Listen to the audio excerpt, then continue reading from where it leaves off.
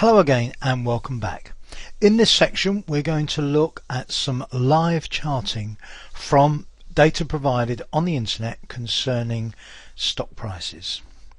What we're going to do is to create a very simple chart which will just show us live the performance of two of the main indices on the stock market. We're going to look at the FTSE and the Dow Jones indexes and create a live chart showing their progress through a period of time. So let's get started. So first of all, I'm going to create a dummy version of my live chart, and this is really just to give you some idea of what the end result is going to be. I'm going to start both of the indices off with a dummy value as well, which will just be 0.5. And what this value is going to be generally is the percent change on the day. So a value of 0.5 would imply that there is a 0.5% increase on the day. Now if I just take those few cells, go to the insert menu and insert a straightforward 2D column chart. Now I'm going to go to the vertical axis and I'm going to format the vertical axis. It's got auto values set up by Excel 2010 at the moment. I'm going to change those to fixed. I'm going to change the minimum to -1. Now as you'll see, in reality if you set this up you'd want it significantly lower than -1, but I'm putting it at -1 at the moment so that you can see the effect of the chart.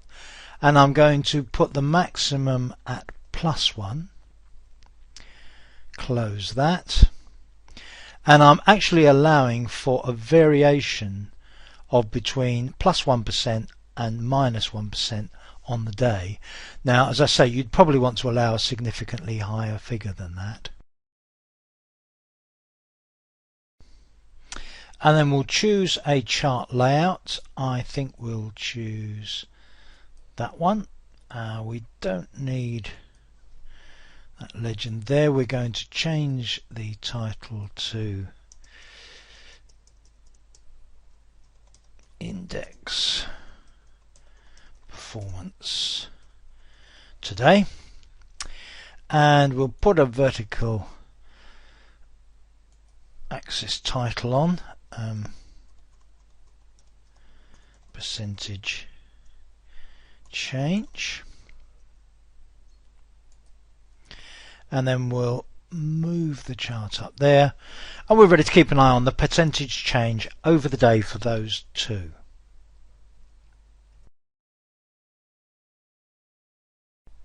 Now we come to what is in effect the tricky bit, and the tricky bit about it is that in reality if you wanted to set up this sort of dashboard type of arrangement where you can look at live feed information, it's straightforward enough to set it up, but you probably want the workings of it hidden away somewhere, because it can tend to look a little bit messy. It's not that difficult to understand, but there's quite a bit of it. And you may want to put all of these workings on a different sheet or hidden further down this sheet and just leave the chart in view. Now so that you can follow what's going on, I'm going to show you all the workings as well, so it will look quite messy, but I hope you'll get enough of an idea from it that you can make a more elegant job of it yourself. So first of all I'm going to choose one cell on the spreadsheet away from the chart, just down here. This is one of my working cells. I'm going to the Data tab, Get External Data, From Web, and I get a new web query dialog, and the web query dialog by default goes to my home page, which is the MSN UK page, and I'm going to type in here as my URL finance.yahoo.com, and that takes me back to the Yahoo Finance page. And you'll see a number of little black on yellow background arrows. They're very important in all of this, as you'll see in a moment. Now I'm going to look for FTSE. The FTSE 100, get quotes. You very often get this script error. Don't worry about that. That's happening on the page beyond the point that we need it. So just click on yes and carry on. And once the FTSE values have been found, if I scroll down the page, I'll like to start to see these little black on yellow arrows. Now, wherever I see a black on yellow arrow, I can copy that data as a live feed onto my spreadsheet. And there are two particular areas which are going to be the basis of my work. First of all, this area here gives live the index value for the FTSE 100, and you can actually see it updating as we're looking at it here. And just to the right is another table that shows yesterday's close, today's open, the day's range, and so on. Now if I click on the first of those, after a moment the black on yellow arrow becomes a tick. If I click on the second one and then click on import, it will actually import both of those tables for me. It asks where I want to put them. Well, I'm going to put them where I've already selected, which is A18. Click on OK, and in fact the pair of tables now begin on A18. Now notice that the first table is here and the second table is here. Now what I want is a live value which tells me the percentage change in the FTSE since last night at this moment in time, and that's what we need to work out how to calculate. Now to calculate that is actually not very difficult, and what I need to do then is to assign that value to this cell B1, the one that shows the percent change in the FTSE. So let's do that calculation. Well, we know it's a formula, so it's going to be equals. And the change in the FTSE is the current value, which is B18, less last night's closing value, which is B22. I then divide that by last night's closing value, which is B22, and then to make that into a percent change I just need to multiply it by 100. Now that gives me a current change of minus 0.99, which is basically what the website told me it would be. Let me just format that as numeric with 2 digits.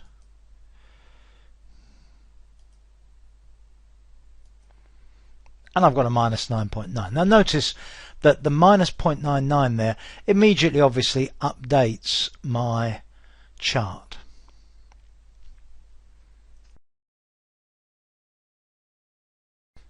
So what I'm now going to do is to do exactly the same for the Dow. So position the cursor, data, get external data from web, and then up here type the URL of finance.yahoo.com. Yahoo Finance page comes up again, and this time I'm looking for Dow, so it's DJI.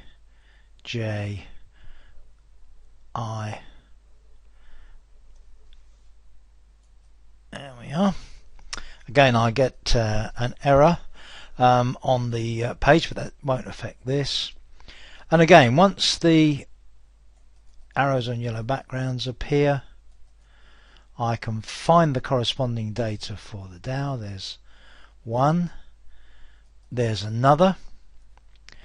I can click on import, and those will go, get this funny text here, but ignore that, and those will go into the equivalent positions here. Now the formula in this case is going to be equals the current value, which is E18, minus last night's close, which is E22, divided by last night's close, which is E22, and times 100. And that gives me a drop of 0.35%. So that's pretty much the whole thing in place. Now let's look at the cleverer part of it. If I right click inside one of these areas and click on data range properties, there are a couple of very important settings. There is a refresh control, and the refresh control dictates how frequently the information is refreshed, and I'm going to set this at 1 minute. And I can also say that I can refresh the data when I'm opening the file. So whenever I open this file containing this structure, the data will be refreshed. Now on a 1 minute interval it doesn't really make a lot of difference, because within a minute of me opening it, it's going to refresh anyway. But I can also specify here that when I close the worksheet I can remove the external data. So if I click on OK, I'll now find that I'm getting a 1 minute update. Now keep an eye on the FTSE box. If I go to the Dow one and make the same change, refresh every 1 minute and refresh when opening, click on OK.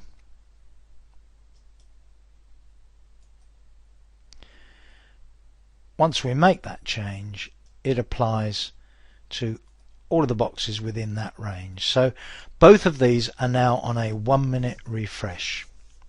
So it really is as simple as that. Now of course you can include any stock values that you can find by that sort of procedure. It works very well with the Yahoo Finance site. It can also work very well with other finance sites as well. And for the reasons you may now see, you probably would want to put all these mechanics, all these tables of data hidden away somewhere, maybe even further down this page out of sight, and just leave the particular chart showing. You'll notice already that the updates have started to happen live while I've been talking. FTSE's changed, the Dow Jones has changed, and so on. And of course there's absolutely no reason that you shouldn't use any of the other values here as well. So you could just have the index values shown, perhaps on a little dashboard.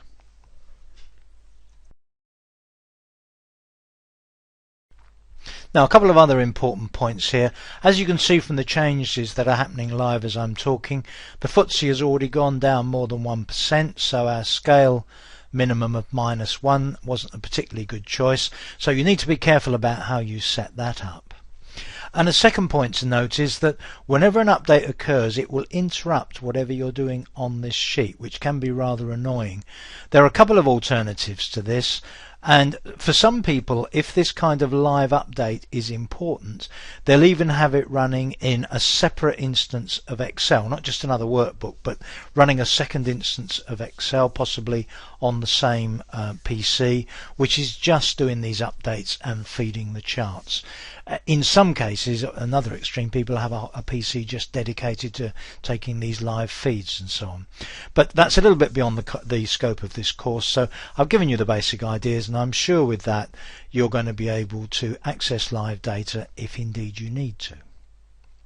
So that's it on stocks for the moment. We're now in the next section going to look at a couple of the newer features of Excel 2010, and particularly at sparklines. So I'll see you then.